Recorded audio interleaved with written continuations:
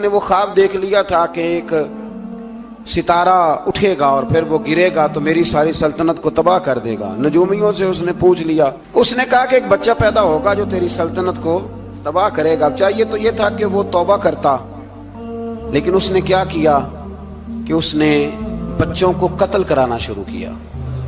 یذبحون ابناءکم، ذبح کرا دیتا تھا تمہارے بیٹوں کو، اور بچیوں کو وہ زندہ رکھتا تھا۔ تو حضرت موسیٰ جب پیدا ہوئے تو ان کی والدہ نے پتہ کیا کیا، ان کو ایک صندوق میں بند کر کے دریا میں بہا دیا۔ اب دریا میں بہتے جا رہے ہیں تو ماں تھی تو پریشان بھی ہو گئی، ان کی ہمشیرہ کو کہنے لگی ذرا دھیان رکھنا کدھر جاتے ہیں۔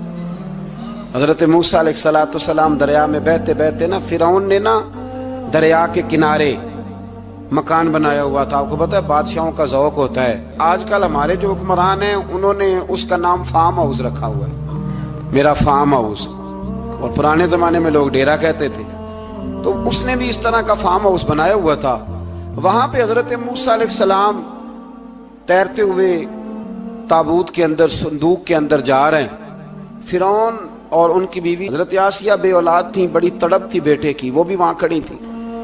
صندوق تیرتا ہوا آیا تو فرعون نے کہا کہ جاؤ پکڑ کے لاؤ دیکھو کیا ہے۔ جب وہ لے کے آئے نا تو آپ کی ہمشیرہ جو نگرانی کر رہی تھی پریشان ہو گئی کہ یہ تو اس کے ہاتھ لگ گئے، یہ تو اب مار ڈالے گا۔ لیکن جب خوبصورت اور چمکتا ہوا بچہ دیکھا تو بی بی آسیہ کہنے لگی یہ بنی اسرائیل کا ہے ہی نہیں، یہ تو پتہ نہیں کہاں سے بہتا ہوا یہاں آ گیا ہے، تم ایسے ہی چھوڑ، یہ پتہ نہیں کہاں سے رکھ نہ لیں، رکھ نہ لیں۔ تو حضرت موسیٰ علیہ السلام وہ کہنے لگا نہیں انہی کے ہیں، موسیٰ علیہ السلام اسی کے ہیں۔ تو آسیہ کہنے لگی تیرے تو سر پہ نا بس بھوت ہی سوار ہو گیا، ہر وقت وہی لوگ تجھے یاد رہتے ہیں، یہ پتہ نہیں کہاں سے بہ کے آیا۔ اب رکھ لیا، مان گیا فرعون۔ آپ فرعون کے گھر میں جو اس لیے بچے مروا رہا تھا کہ میری سلطنت حضرت موسیٰ پیدا نہ ہو جائیں، تو اسی کے گھر میں پرورش پانے لگے، اسی کے گھر میں۔ اب عورتیں منگائیں گئی دودھ پلانے کے لیے، تو حضرت موسیٰ علیہ السلام کسی بی بی کا دودھ نہیں پیتے، تو آپ کی ہمشیرہ نہ وہیں دائیں بائیں گھومتی رہتی۔ تو کہنے لگی جناب آسیہ سے کہ میں ایک بی بی کو جانتی ہوں، بڑی صاف ستھری ہے، مجھے امید ہے یہ بچہ اس کا دودھ پیے گا۔ تو فرعون کہنے لگا دوڑ کے لا، تو وہ اپنی والدہ کو لے کے آئیں تو حضرت موسیٰ نے فوراً دودھ پینا شروع کر دیا۔ فرعون کو پھر تھوڑا شک ہوا۔ ایک روایت یوں بھی لکھی ہے بعض لوگوں نے کہ فرعون ایک دن اٹھایا ہوا تھا حضرت موسیٰ کی، ابھی تھوڑی سی عمر تھی، تو آپ نے اس کی داڑھی پکڑ کے تو ایک گھونسا دے مارا، جلالی تو شروع سے ہے نا۔ تو کہنے لگا آسیہ تو مان نہ مان یہ بچہ وہی ہے۔ تو حضرت بی بی آسیہ کہنے لگی کہ تجھے غلط فہمی ہے، یہ وہ نہیں ہے۔ اس نے کہا دیکھو نا یہ تو اٹھاتی ہے تو پیار کرتا ہے، اور میرے جب قریب آتا ہے تو اس کے لب و لہجے میں تلخی محسوس کرتا ہوں۔ اس نے کہا بچوں کو کیا پتا۔ خیر ایک طرف اس نے کھانے پینے کی چیزیں رکھ دی، ایک طرف انگارے رکھ دیے۔ وہ بھی حضرت آسیہ کہتی ہیں کہ تجھے سمجھ آئے بچے بچے ہوتے ہیں۔ حضرت موسیٰ بچے تو تھے پر تھے تو اللہ کے نبی نا، اللہ کے نبی تھے۔ جب اس نے کہا نا یہ بچے ہیں تو حضرت موسیٰ علیہ السلام بجائے انگاروں کی طرف جانے کے، نبی تھے، وہ سیدھے کھانے پینے والی چیزوں کی طرف بڑھنے لگے۔ فرعون کہنے لگا آپ بتا۔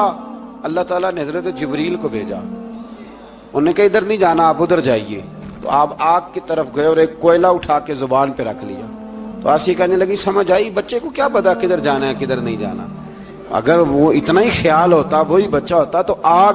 اور بعض مفسرین نے لکھا ہے یہ جو حضرت موسیٰ دعا مانگتے تھے نا رب اشرح لی صدری ویسر لی امری، یہ وہ آگ کا انگارہ جب کوئلہ منہ میں رکھا تھا نا تو اس کی وجہ سے زبان میں کچھ لکنت آ گئی، تو آپ دعا کرتے تھے کہ یا اللہ میری زبان کی وہ بند گرا کھول دے تاکہ میں کھل کے فرعون کے سامنے بات کر سکوں۔ وہیں حضرت موسیٰ پلنے لگے، وہیں پلے، وہیں جوان ہوئے، وہیں اللہ نے ساری دولتیں دی، بہن بھی ملی، ماں بھی ملی، اور سارے عزیزوں کا پیار بھی ملا۔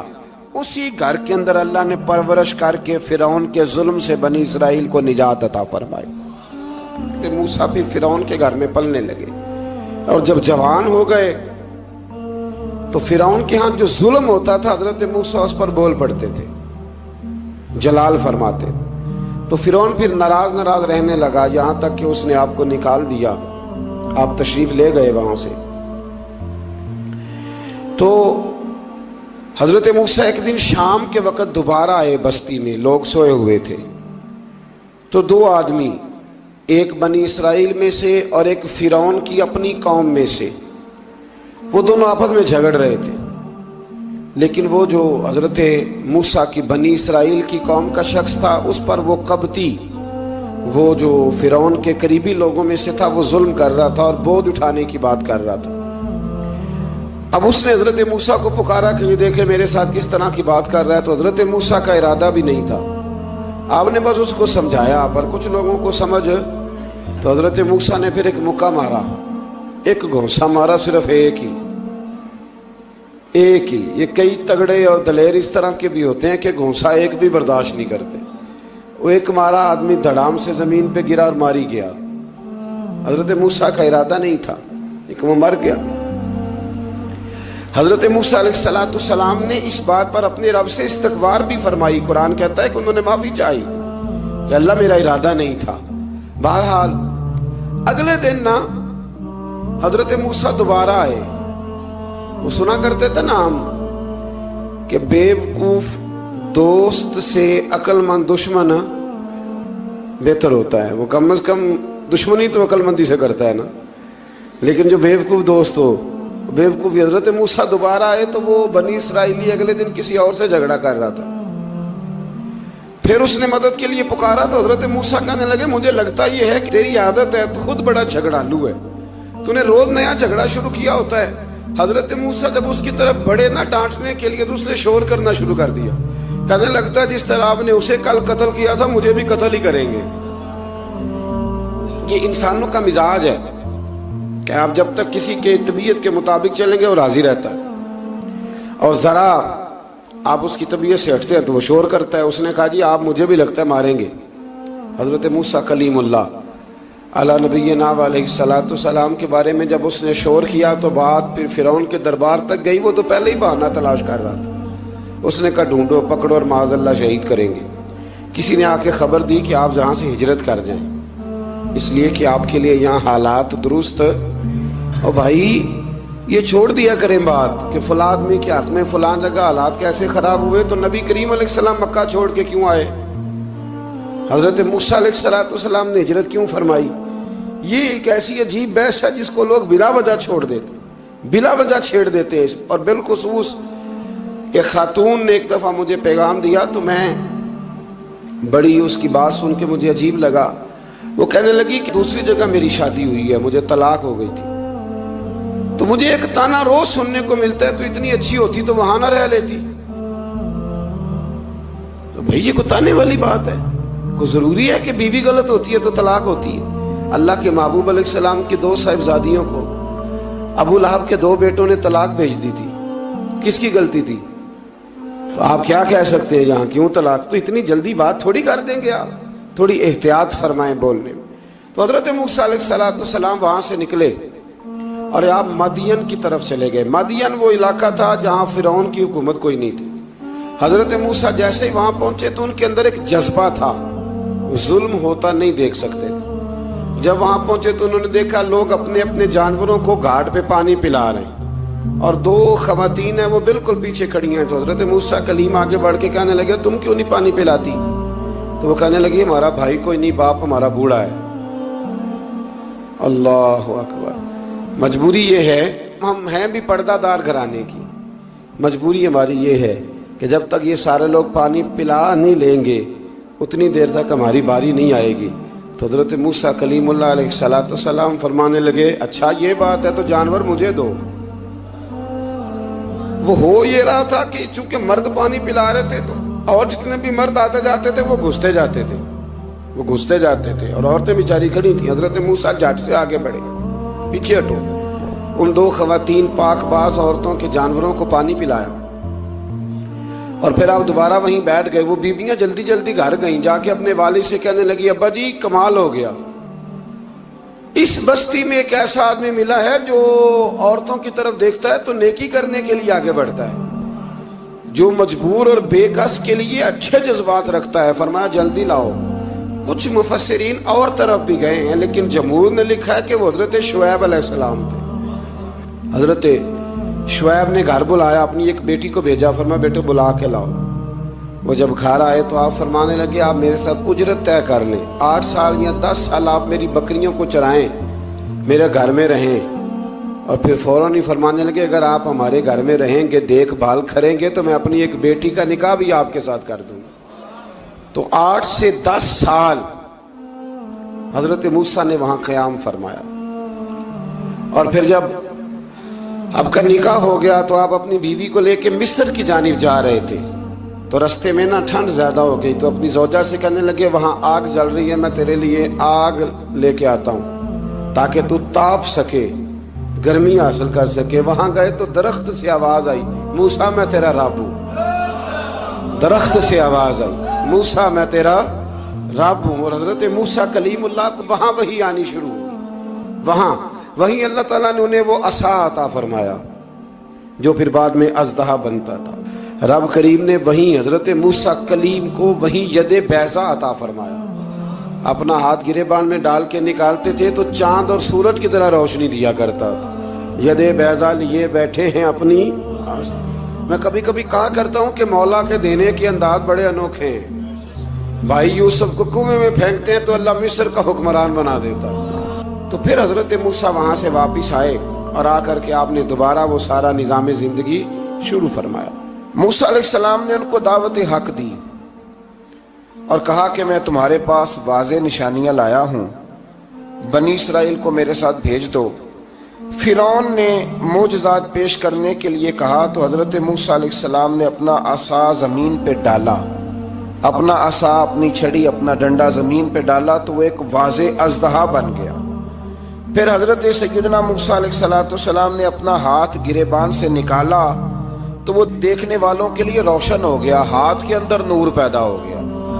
यदे बैज़ा लिए बैठे हैं अपनी आस्तीनों में। फिरौन के सरदारों ने हक को कबूल करने की बजाय इसे जादू करार दे दिया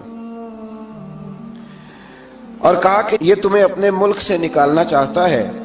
उन्होंने कहा इस मामले को जरा ढील दो और जादूगरों को जमा करो।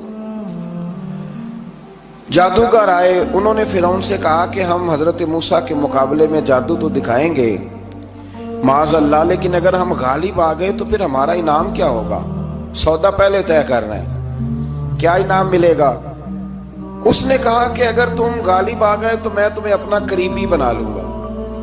बादशाहों का करीबी होना भी तो बड़ी बात है ना, लोग बड़े पापड़ बेलते हैं करीबी होने के लिए। और ये जो करीबी होते हैं ना, बिलखुसूस जो बादशाहों के करीबी होते हैं, बादशाहों की तबाही का सबब भी यही लोग ही बनते हैं। ये उनको रोज खबर देते हैं कि सब अच्छा है, सब अच्छा है। और दुनिया के ज्यादातर हुक्मरान इन्हीं लोगों की वजह से तबाह होते हैं, क्योंकि उनका खुद अवाम से राब्ता नहीं रहता।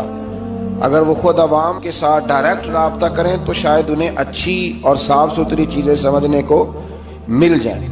खैर, जादूगरों ने जब कहा हमें क्या दोगे, तो उसने कहा तुम्हें करीबी बना लूंगा। जादूगरों ने मूसा अलैहिस्सलाम से कहा कि आप पहल करेंगे या हम पहल करें? तो मूसा अलैहिस्सलाम ने कहा तुम पहल करो। जब जादूगरों ने अपनी रस्सियां जमीन पे डाली तो लोगों की निगाहों को सहर ज़दा कर दिया, जादू कर दिया और उन्हें डरवा दिया। उन्होंने कहा ये तो बड़ा जादू ले आए। तो अल्लाह ताला ने हजरत मूसा अलैहिस्सलाम को हुक्म दिया कि आप भी अपना आसा जमीन पे डालें। उनकी रस्सियां सांप बन गई थी ना, दरअसल वो सांप बनी नहीं थी, लोगों की आंखों पर जादू हो गया था, उन्हें सांप नजर आ रहा था। फरमाया आप भी अपना आसा जमीन पे डालें। वो असा सांप बना और जादूगरों की सारी चीजों को निगल ही गया। उनकी बहुत सारी रस्सियां सांप बनी थी, इनका एक ही असा सांप बना और सबको निगल गया। इस तरह के मोजज़े की हकानियत और जादूगरों का बुतलान साबित हुआ और फिरौनी रुसवा हो गए। जादूगर सजदे में गिर गए और अल्लाह पर ईमान ले आए। फिरौन ने उन्हें धमकी दी कि तुम मेरी इजाजत के बगैर ईमान ले आए हो, मैं तुम्हारे हाथ और पांव मुखालिफ सिमत से काट दूंगा, यानी उल्टा हाथ काट दूंगा, सीधा पैर काट दूंगा। मेरी बगैर इजाजत ईमान ले आए हो और तुम्हें सूली पे भी चढ़वा दूंगा। उन्होंने कहा कि ईमान लाने की पादाश में तुम हमें सजा देना चाहते हो। फिर उन्होंने अल्लाह ताला से सब्र और इस्तकामत की दुआ की। इसके बाद फिरौन ने बनी इसराइल के बेटों को कत्ल करने की और बेटियों को जिंदा छोड़ने का हुक्म दे दिया। موسیٰ علیہ السلام نے قوم کو صبر کی تلقین کی اور کہا کہ نیک انجام اہل تقوی کے لیے. یہاں ایک لطیف بات ہمارے صوفیاء نے بھی لکھی ہے. صوفیاء کہتے ہیں کہ فرعون نے کلمہ نہیں پڑھا پر جادوگر کلمہ پڑھ گئے. وہ کس طرح کلمہ پڑھ گئے؟ تو کہنے لگے دراصل انہوں نے آتے ہی حضرت موسیٰ کا ادب بڑا کیا تھا. جادوگر حضرت موسیٰ کے مقابلے میں آ کے بھی ان سے کہتے ہیں کہ رسیاں آپ پہلے ڈالیں گے کہ ہم ڈالیں؟ آپ اصحاب پہلے رکھیں گے کہ ہم رکھیں؟ تو اتنا سا ادب کیا تو رب کریم نے فرمایا جو نبی کا ادب کرے وہ بے ایمان نہیں رہ سکتا. جو نبی کا ادب کرے وہ بے ایمان نہیں رہ سکتا، اور جو نبی کی بے ادبی کرے وہ ایماندار نہیں رہ سکتا. ختم ہو گئی بات. یہاں ہمارے صوفیاء نے یہ بات لکھی ہے کہ چونکہ انہوں نے آتے ہی کہا تھا کہ آپ پہلے ڈالیں گے یا ہم پہلے ڈالیں، تو حضرت موسیٰ سے انہوں نے پوچھ لیا. نبی کے پوچھے بغیر پہل نہیں کی تو اللہ نے انہیں ایمان کی دولت عطا کر. اللہ تعالیٰ نے فرعونیوں پر قحط سالی کا عذاب نازل کیا. فرعونیوں کا طریقہ یہ تھا کہ اچھائی کو اپنا کمال گردانتے تھے، کہتے تھے یہ ہماری طرف سے، اور برائی کو معاذ اللہ بدشگونی کے طور پر موسیٰ علیہ السلام کی طرف منسوب کرتے تھے. کہتے تھے معاذ اللہ آپ کی وجہ سے یہ سارا کچھ ہو رہا ہے. ہوتے نا نہیں کہتے ہیں جب سے میں وہاں گیا ہوں تب سے. ہمارے بزرگ ایک لطیفہ بھی سنایا کرتے تھے کہ کسی زمیندار نے نماز پڑھنی شروع کی تھی تو اس کے جانور مرنے شروع ہو گئے. اب لوگ سمجھتے ہیں کہ معاذ اللہ شاید یہ کسی بزرگ کے سبب سے ایسا ہے، حالانکہ یہ تو اللہ کی طرف سے آزمائش ہوتی ہے، اس کی حکمتیں ہوتی ہیں. اللہ تبارک و تعالیٰ نے ان پر عذاب کیا نازل کیا. آیت نمبر 130 اور 143 کبھی آپ سورہ اعراف کی پڑھیں تو اللہ تعالیٰ نے ان پر ٹڈیوں کا، جموں کا، مینڈکوں کا اور خون کا عذاب نازل کیا.